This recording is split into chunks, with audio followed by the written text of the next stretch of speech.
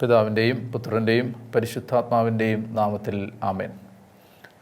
ഈശോയിൽ ഏറ്റവും സ്നേഹമുള്ള സഹോദരങ്ങളെ, വീണ്ടും ഒരു ദിവസം കൂടി ദൈവവചനം പഠിക്കാനായി കർത്താവ് നമുക്കൊരുക്കി തരുന്ന അസുലഭമായ ഈ സന്ദർഭത്തെ ഓർത്ത് ദൈവത്തിന് നന്ദി പറയുകയും കർത്താവിനെ മഹത്വപ്പെടുത്തുകയും ചെയ്യാം.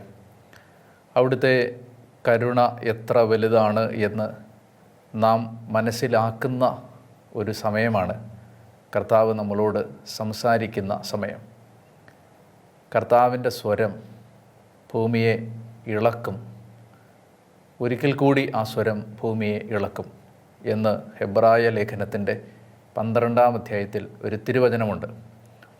ആ വചനം നമ്മോട് പറയുന്നത് കർത്താവിൻ്റെ വചനം നമ്മുടെ ഹൃദയങ്ങളെ, മനസ്സിനെ, നമ്മുടെ ആത്മാവിനെ, നമ്മുടെ പശ്ചാത്തലങ്ങളെ, സാഹചര്യങ്ങളെ, നമ്മുടെ കഷ്ടപ്പാടുകളെ എല്ലാം ഇളക്കി മറിക്കാൻ, മാറ്റിമറിക്കാൻ കഴിവുള്ള വചനമാണ്. പ്രപഞ്ചം മുഴുവനെയും ചലിപ്പിക്കുന്ന ദൈവത്തിൻ്റെ കരുണയാണ് ദൈവത്തിൻ്റെ വചനം.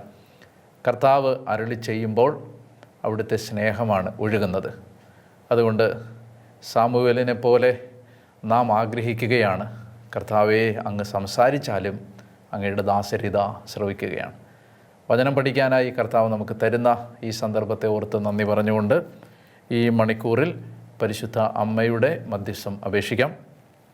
നന്മ നിറഞ്ഞ മറിയമേ സ്വസ്തി, കർത്താവ് അങ്ങയുടെ കൂടെ സ്ത്രീകളിൽ അങ്ങ് അനുഗ്രഹിക്കപ്പെട്ടവളാകുന്നു. അങ്ങയുടെ ഉദരത്തിൻ ഫലമായ ഈശോ അനുഗ്രഹിക്കപ്പെട്ടവനാകുന്നു.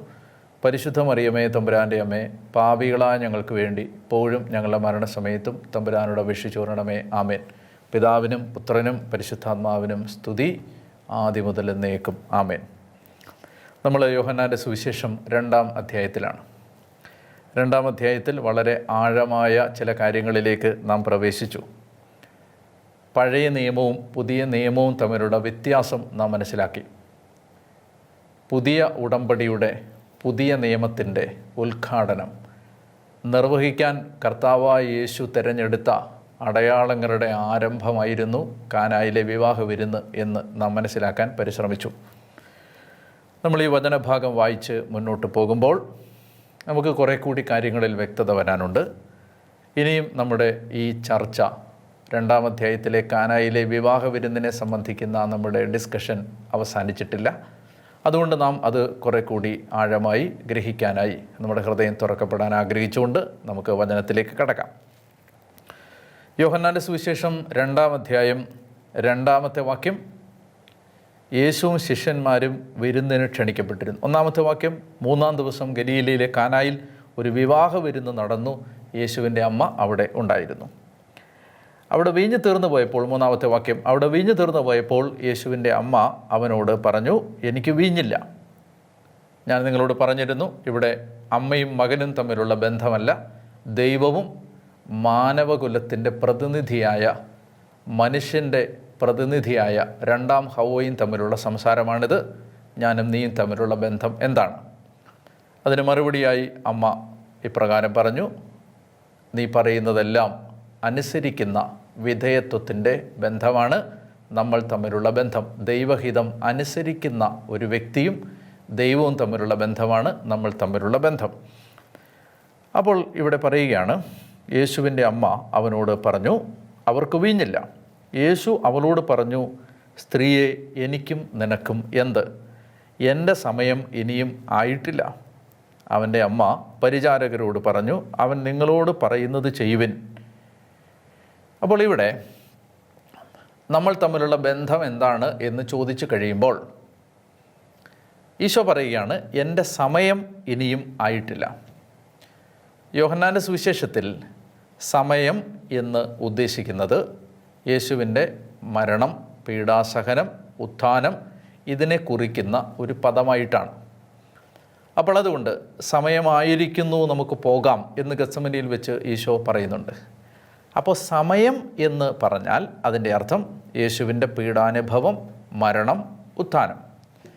എൻ്റെ സമയം ഇനിയും ആയിട്ടില്ല എന്ന് പറഞ്ഞാൽ ഞാൻ ഈ പുതിയ ഉടമ്പടിയുടെ ഉദ്ഘാടന കർമ്മം ഇപ്പോൾ നിർവഹിച്ചാൽ എൻ്റെ പീഡാസഹനത്തിലേക്കും മരണത്തിലേക്കും ഉത്ഥാനത്തിലേക്കുമുള്ള എൻ്റെ യാത്ര ആരംഭിക്കുകയാണ്.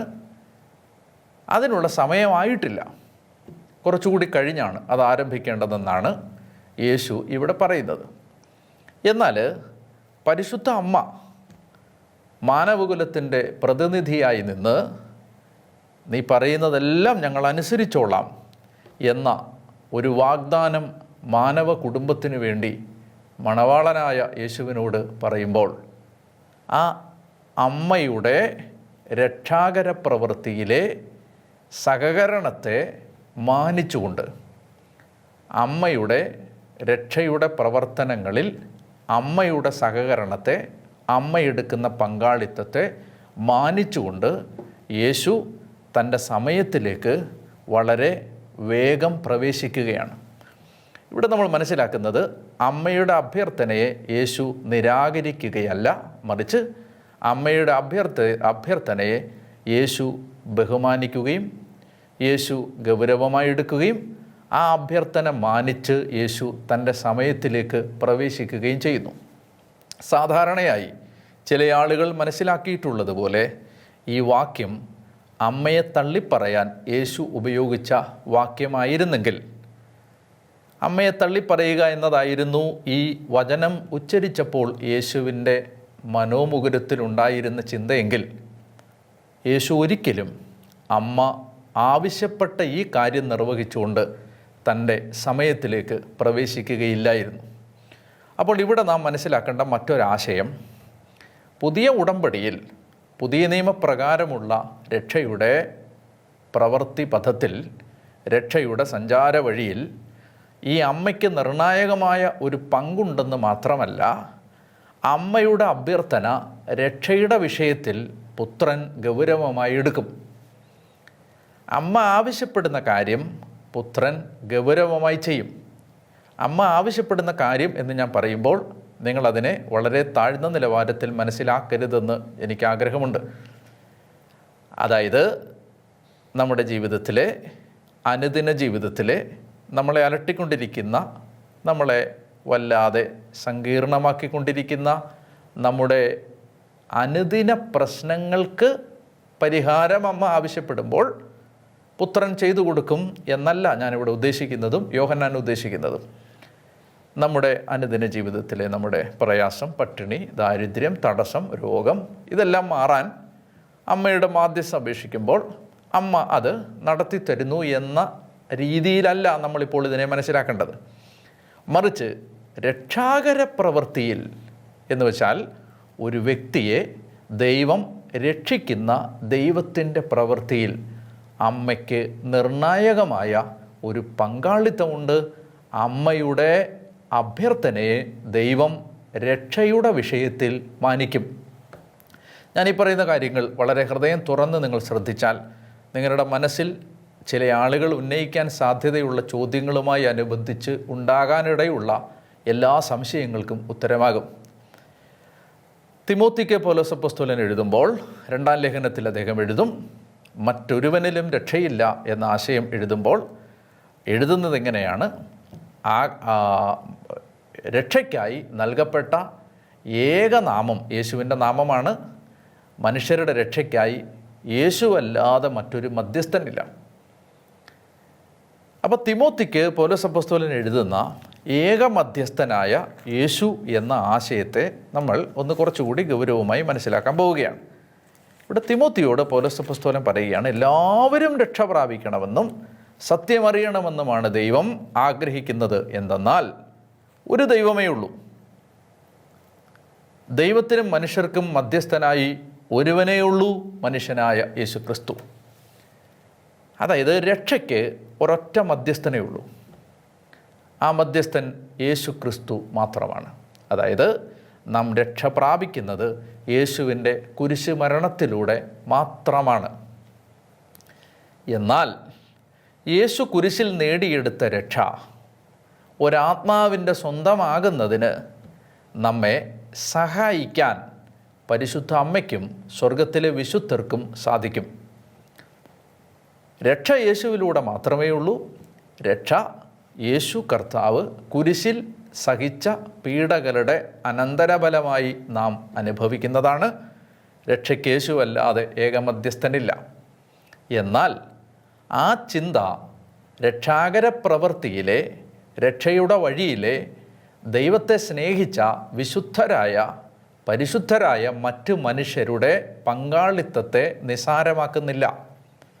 അതായത് ഒരാത്മാവ് രക്ഷ പ്രാപിക്കുന്നതിന്, നന്നായി ശ്രദ്ധിക്കണം, ഒരാത്മാവ് രക്ഷ പ്രാപിക്കുന്നതിന്, ആ രക്ഷയിലേക്ക് ഒരാത്മാവിനെ നയിക്കുന്നതിന്, ആ രക്ഷ ഒരാത്മാവിൻ്റെ സ്വന്തമാക്കി കൊടുക്കുന്നതിന് പരിശുദ്ധ അമ്മ ഒരാത്മാവിന് വേണ്ടി യേശുവിനോട് മധ്യസ്ഥം വഹിച്ചാൽ ആ ആത്മാവിൻ്റെ രക്ഷയ്ക്ക് യേശു ആ അമ്മയുടെ അഭ്യർത്ഥനയെ മാനിച്ച് ഒരവസരമൊരുക്കുകയും ആത്മാവിനെ രക്ഷപ്പെടുത്തുകയും ചെയ്യും. അത് യേശുവിൻ്റെ ഏകമധ്യസ്ഥ സ്ഥാനത്തെ നിഷേധിക്കുകയല്ല, ആ യേശുവിൻ്റെ ഏകമധ്യസ്ഥ ശുശ്രൂഷയിലെ വിശുദ്ധരുടെ കൂട്ടായ്മയാണ്, പങ്കാളിത്തമാണ് ആ ആശയം ഉറപ്പിച്ച് മനസ്സിലാക്കി തരുന്നത്. അതായത് ഒരാത്മാവിൻ്റെ രക്ഷയ്ക്ക് വേണ്ടി, എൻ്റെ രക്ഷയ്ക്ക് വേണ്ടി, നിൻ്റെ രക്ഷയ്ക്ക് വേണ്ടി പരിശുദ്ധ അമ്മ ആവശ്യപ്പെട്ടാൽ പുത്രൻ അത്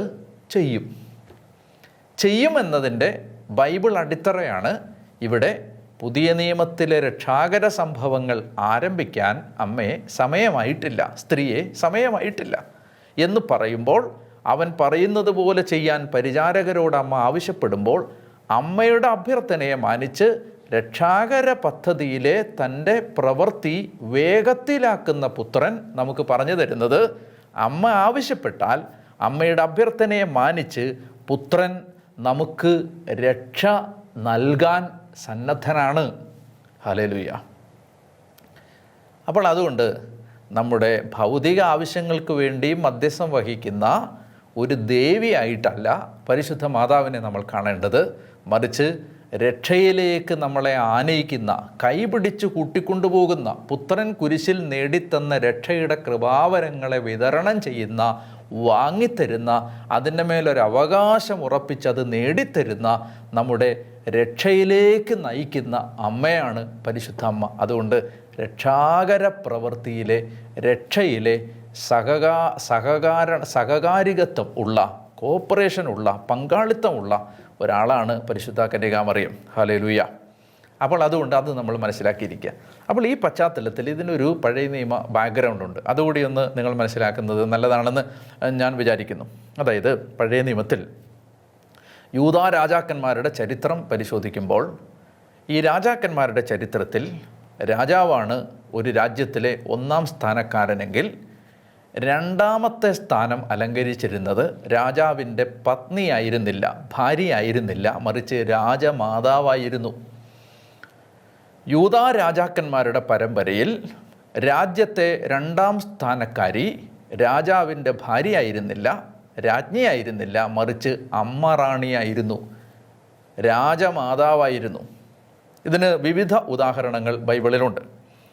അപ്പോൾ ആ ഗ്രാൻഡ് ലേഡി എന്ന ആ സംജ്ഞയെ സൂചിപ്പിക്കാൻ പഴയ നിയമം ഉപയോഗിക്കുന്ന വാക്ക് ഗബീറ എന്നാണ്. ഗബീറ വാക്ക് മറക്കരുത്, ആ വാക്കിതാണ്. ഗബീറ എന്ന വാക്കാണ് ഈ രാജമാതൃ സ്ഥാനത്തെ സൂചിപ്പിക്കാൻ, ആ grand lady, the first lady എന്ന സ്ഥാനത്തെ സൂചിപ്പിക്കാൻ പഴയ നിയമം ഉപയോഗിക്കുന്ന വാക്ക് ഗബീറ എന്ന ഹെബ്രായ പദമാണ്.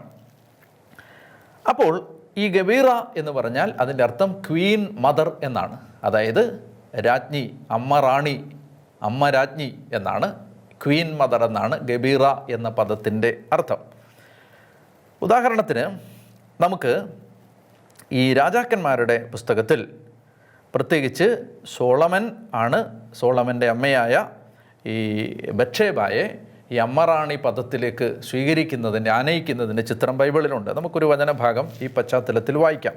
അതായത് രാജാക്കന്മാരുടെ ഒന്നാം പുസ്തകം 2-ാം അധ്യായത്തിലേക്ക് പോയാൽ, ഫസ്റ്റ് കിങ്സ് ചാപ്റ്റർ 2, രാജാക്കന്മാരുടെ 1-ാം പുസ്തകത്തിൻ്റെ 2-ാമത്തെ അധ്യായത്തിൽ സോളമൻ രാജാവായി അവരോധിക്കപ്പെട്ടതിന് ശേഷം നമ്മൾ ഒരു സംഭവം കാണുകയാണ്.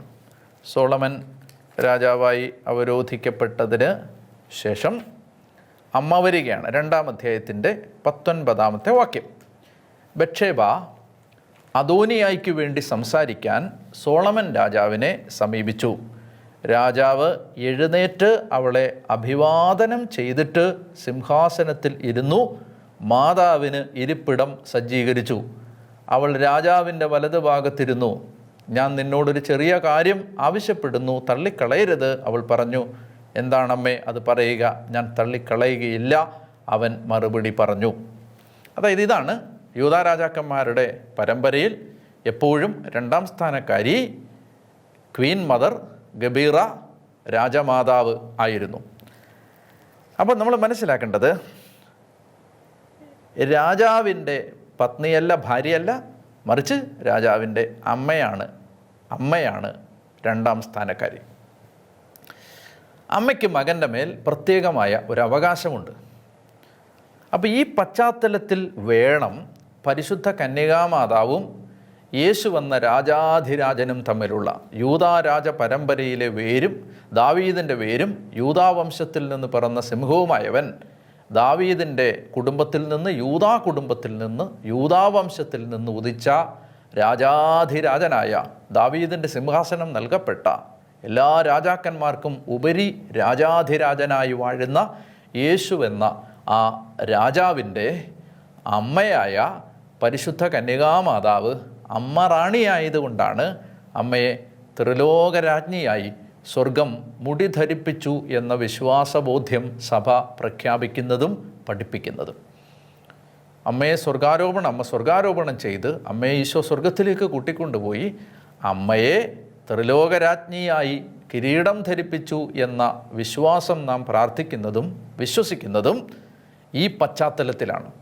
അമ്മയ്ക്ക് മകൻ്റെ മേൽ ഒരവകാശം ഉണ്ട്. അപ്പോൾ അതും നമ്മൾ ഈ കാനായിലെ കല്യാണ വിരുന്നിലെ സംഭവവുമായി ബന്ധപ്പെട്ട് വായിച്ചെടുക്കേണ്ട സത്യങ്ങളിൽ ഒന്നാണ്. അപ്പോൾ അതുകൊണ്ട് ഈ പശ്ചാത്തലത്തിലാണ് catechism of the Catholic Churchill 966 paragraph, നിങ്ങൾക്ക് സമയവും സാഹചര്യവും ഉണ്ടെങ്കിൽ വായിക്കണം. 966 966 പാരഗ്രാഫ് 966 ഇവിടെ അമ്മ റാണിയായി, സ്വർഗത്തിൻ്റെ രാജ്ഞിയായി, സ്വർഗത്തിൻ്റെ രാജാവ് മാതാവിനെ കിരീടം ധരിപ്പിക്കുന്നതിൻ്റെ വിശ്വാസത്തിൻ്റെ ആഴങ്ങൾ, ബോധ്യങ്ങൾ സഭ പങ്കുവെക്കുന്നുണ്ട്. അപ്പോൾ അതുകൊണ്ട് അമ്മയെ തള്ളിക്കളയാൻ ഉപയോഗിച്ചൊരു വാക്യമായിട്ടല്ല നമ്മളിതിനെ മനസ്സിലാക്കേണ്ടത്, മറിച്ച് അമ്മയ്ക്ക് പുത്രൻ കൊടുക്കുന്ന ബഹുമാനത്തിൻ്റെ ഒരു വാക്യമാണിത്. അമ്മ പറയുന്നത് കേട്ട് രക്ഷാകര പ്രവൃത്തിയിലേക്ക് എടുത്തു ചാടുന്ന മകൻ്റെ ചിത്രമാണ് നമ്മളിവിടെ കാണുന്നത്. ഹല്ലേലൂയ. ഇനി നമ്മൾ കാണുന്നത് ഈ അമ്മയുടെ അഭ്യർത്ഥന മാനിച്ചു, വേലക്കാരി വെള്ളം കോരി വെച്ചു. ഇനി അത് പകർന്നു, ആ വിത് കലവറക്കാരന് കൊണ്ടുപോയി കൊടുത്തു. അവസാനം വരെ നല്ല വീഞ്ഞ് സൂക്ഷിച്ചല്ലോ എന്ന് പറഞ്ഞു. അപ്പോൾ ഇത് യേശു തൻ്റെ മഹത്വം വെളിപ്പെടുത്താനായി പ്രവർത്തിച്ച അടയാളങ്ങളുടെ ആരംഭമായിരുന്നു എന്ന് യോഹന്നാൻ പറഞ്ഞുകൊണ്ടാണ് ആ ഭാഗം അവസാനിക്കുന്നത്. അതിൻ്റെ ഒടുവിൽ അവസാനത്തെ വാക്യം ഇതാണ്, വാക്യം 11. അവൻ്റെ ശിഷ്യന്മാർ അവനിൽ വിശ്വസിച്ചു. അപ്പോൾ അവനിൽ വിശ്വസിച്ചത് എന്താണ്? അവൻ ദൈവമാണെന്നും അവൻ ദൈവത്തിൻ്റെ സ്ഥാനത്ത് നിന്നാണ് ഇതെല്ലാം ചെയ്യുന്നതെന്നും അവൻ ദൈവത്തിൻ്റെ സ്ഥാനത്ത് നിന്ന് പുതിയ ഉടമ്പടി ആരംഭിക്കുകയാണെന്നും പുതിയ നിയമത്തിൻ്റെ ഉദ്ഘാടനമാണെന്നും എല്ലാം ഏതാണ്ട് പൂർണ്ണമായ അർത്ഥത്തിലല്ലെങ്കിലും തിരിച്ചറിയുന്ന ശിഷ്യന്മാർ യേശുവിലെ ദൈവത്വത്തെ വിശ്വസിച്ചു. ഇനി തൊട്ടടുത്ത് വരുന്ന ഭാഗം ഏതാണ്? തൊട്ടടുത്ത് വരുന്ന ഭാഗം കർത്താവ് ഈ ദേവാലയം ശുദ്ധീകരിക്കുന്ന ഭാഗമാണ്. അപ്പോൾ അത് നമുക്ക് അല്പം കൂടി വിശദമായിട്ട് മനസ്സിലാക്കാനുണ്ട്.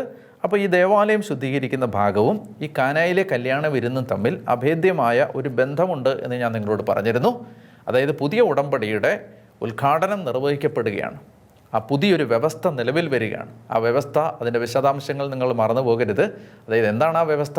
ആ വ്യവസ്ഥ എന്ന് പറയുന്നത് ഈ പുറമേ നിന്ന് കഴുകുന്നതല്ല. എന്താണ് ആ സംവിധാനം? പുറമേ നിന്ന് കഴുകുന്നൊരു സംവിധാനമല്ല, മറിച്ച് നമ്മളെ അകത്ത് നിന്ന് ഉണർത്തുന്ന പരിശുദ്ധാത്മാവിലുള്ള ഒരു ജീവിതത്തിൻ്റെ ഒരു പുതിയ ഉടമ്പടി ആരംഭിക്കപ്പെടുകയാണ്. അപ്പോൾ അതുകൊണ്ട് അത് ആരംഭിക്കുമ്പോൾ അതനുസരിച്ചുള്ള ആരാധനാ രീതിക്കും വ്യത്യാസം വരികയാണ്. അതാണ് ദേവാലയം ശുദ്ധീകരിക്കുന്നതുമായി ഈ മുൻപ് പ്രസ്താവിച്ച സംഭവത്തിനുള്ള ബന്ധം.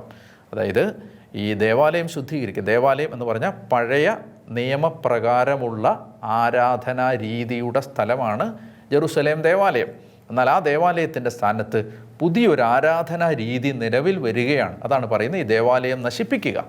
ഈ ദേവാലയമല്ല, മറിച്ച് പുതിയൊരു ദേവാലയം രൂപപ്പെടാൻ പോവുകയാണ്. യേശു എന്ന ഒരു ദേവാലയം, യേശുവിൽ പിതാവിനെ ആരാധിക്കുന്ന ഒരു ആരാധനാ രീതി. അതാണ് ഈ ആദ്യത്തെ സംഭവവും രണ്ടാമത്തെ സംഭവവും തമ്മിലുള്ള ബന്ധം. അപ്പോൾ പഴയ ഉടമ്പടി കടന്നു പോവുകയും പുതിയ ഉടമ്പടി കടന്നു വരികയും ചെയ്യുന്നു. പഴയ ആരാധനാ രീതികൾ ഇല്ലാതാവുന്നു, പുതിയൊരു ആരാധനാ രീതി രൂപപ്പെടുന്നു. ഇതാണ് ഈ രണ്ട് സംഭവങ്ങൾ തമ്മിലുള്ള ബന്ധം. അപ്പോൾ ഇനി ഞാൻ ഈ കാനായിലെ കല്യാണ വിരുന്നുമായി ബന്ധപ്പെട്ട പല ആശയങ്ങളും ഞാൻ അവിടെ പലയിടങ്ങളിൽ നിന്നായി വിശദീകരിക്കാനായിട്ട് പരിശ്രമിക്കുകയായിരുന്നു. ഇനി ഇതിനെല്ലാം കൂടി ഞാനൊന്ന് ഒരുമിച്ച് ഒറ്റയടിക്ക് ഒന്ന് പറഞ്ഞ് ഈ ഭാഗം നമ്മൾ അവസാനിപ്പിക്കും. അതായത് ഏതാണ്ട് 7 ദിവസങ്ങളിലായി നടന്ന സൃഷ്ടികർമ്മം. ഞാൻ ഈ അവസാനം പറയാൻ പോകുന്നത് ഈ സംഭവങ്ങളുടെ എല്ലാം ഉപസംഹാരമായി നിങ്ങൾ മനസ്സിലാക്കണം. അതായത് ഈ 2-ാം അധ്യായത്തിലെ കാനായിലെ കല്യാണ വിരുന്നിൽ നിന്ന് നമുക്ക് മനസ്സിലാക്കാനുള്ളതെല്ലാം ഞാൻ ഒരുമിച്ച് പറയാൻ പോവുകയാണ്. അതായത് 7 ദിവസമായി ദൈവം പൂർത്തിയാക്കിയ സൃഷ്ടികർമ്മത്തിന് സമാന്തരമായി 7 ദിവസമായി യേശു ആരാണ് എന്ന വെളിപ്പെടുത്തൽ 1-ഉം 2-ഉം അധ്യായങ്ങളിലായി നൽകപ്പെടുന്നു. യോഹന്നാൻ 1-ഉം 2-ഉം അധ്യായങ്ങളിലായി, ഉൽപ്പത്തി പുസ്തകത്തിലെ ആദ്യ അധ്യായങ്ങളിൽ നടന്ന 7 ദിവസങ്ങളിലായി ദൈവം നടത്തിയ സൃഷ്ടികർമ്മത്തിന് സമാന്തരമായി യോഹന്നാൻ 7 ദിവസങ്ങളിലായി യേശുവിൻ്റെ ദൈവത്വത്തിൻ്റെ 7 വെളിപാടുകൾ വെളിപ്പെടുത്തി തരുന്നു. ഇനി 7-ാം ദിവസമായിരുന്നു ദൈവം ആദത്തെയും ഹവ്വയെയും ഒരു കുടുംബമാക്കി രൂപപ്പെടുത്തിയത് എന്ന് യഹൂദന്മാർ വിശ്വസിച്ചിരുന്നു. 7-ാം ദിവസമാണ് ആദവും ഹവ്വയും ചേർന്നൊരു കുടുംബം ദൈവം രൂപപ്പെടുത്തിയതെന്നായിരുന്നു യഹൂദന്മാരുടെ പരമ്പരാഗതമായ വിശ്വാസം. അപ്പോൾ എന്നാണ് ദൈവം കുടുംബം സ്ഥാപിച്ചത് എന്ന് യഹൂദനോട് ചോദിച്ചാൽ അതിൻ്റെ ഉത്തരം 7-ാം ദിവസം, ദൈവം വിശ്രമിച്ച ദിവസം എന്നായിരിക്കും യഹൂദൻ നൽകാനിടയുള്ളത്. അപ്പോൾ ആ 7-ാം ദിവസം ആദവും ഹവ്വയും ചേർന്ന ഒരു പഴയ കുടുംബം രൂപപ്പെട്ടു.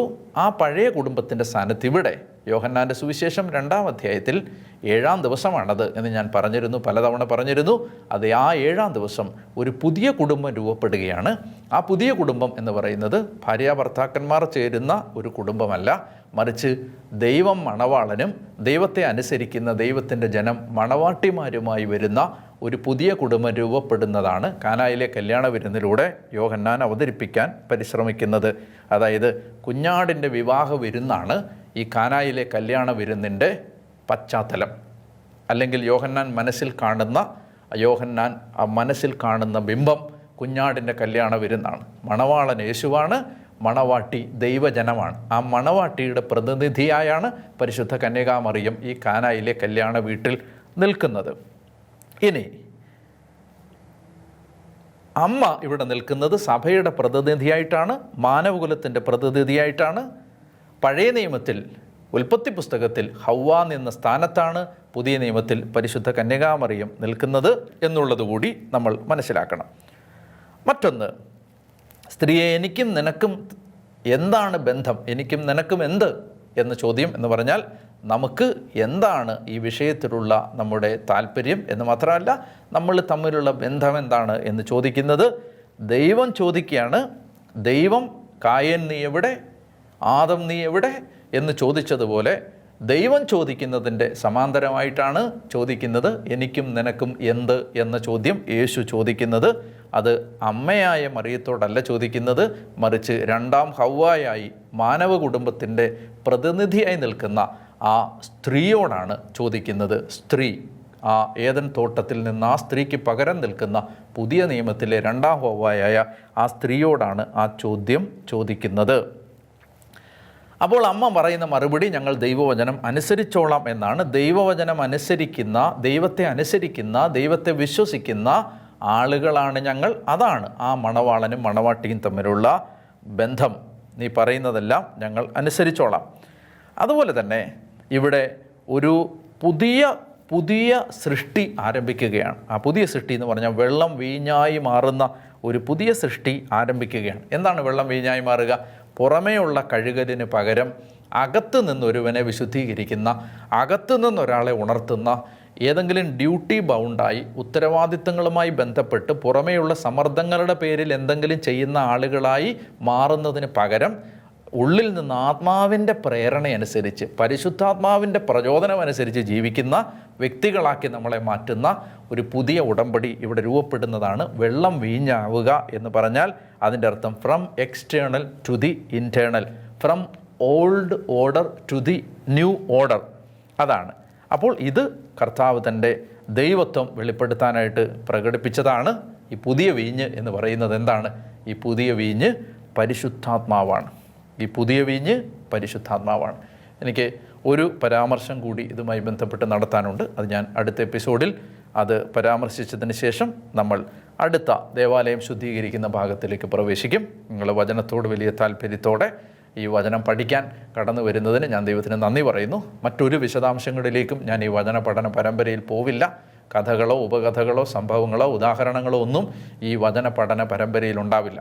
എന്ന് പറഞ്ഞാൽ നമുക്ക് കൃത്യമായി എന്ത് ദൈവം ഉദ്ദേശിക്കുന്നു എന്നത് പറയാനുള്ള നേരം മാത്രമേ നമ്മുടെ ഈ ഒരു പഠന പ്രോസസ്സിൽ നമുക്ക് ലഭിക്കുന്നുള്ളൂ. അപ്പോൾ അതുകൊണ്ട് കാര്യങ്ങൾ മാത്രം പറയാനാണ് എനിക്ക് സമയമുള്ളത്. അതുകൊണ്ട് നിങ്ങളത് വളരെ ശ്രദ്ധയോടെ സമയമെടുത്ത് മനസ്സിരുത്തി കേട്ട് മനസ്സിലാക്കിയാൽ മാത്രമേ ഈ പഠനം നിങ്ങൾക്ക് നന്നായി നിർവഹിക്കാൻ കഴിയൂ. ദൈവം നിങ്ങളെ അനുഗ്രഹിക്കട്ടെ. നിങ്ങൾ എവിടെയായിരുന്നാലും കർത്താവിൻ്റെ അനുഗ്രഹം നിങ്ങളുടെ കുടുംബങ്ങളിൽ ഉണ്ടാവട്ടെ എന്ന് ഞാൻ പ്രത്യേകം പ്രാർത്ഥിക്കുന്നു. യേശുവിൻ്റെ നാമത്തിൽ നിങ്ങളെ അനുഗ്രഹിക്കുന്നു. പിതാവിൻ്റെയും പുത്രൻ്റെയും പരിശുദ്ധാത്മാവിൻ്റെയും നാമത്തിൽ ആമേൻ.